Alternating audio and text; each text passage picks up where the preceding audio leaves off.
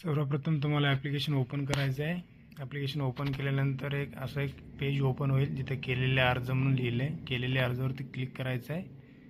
त्यानंतर पुढचा tab open होईल जो असा यापूर्वी केलेले अर्ज जो तुम्ही अर्ज केलेला आहे तो टॅब ओपन होईल.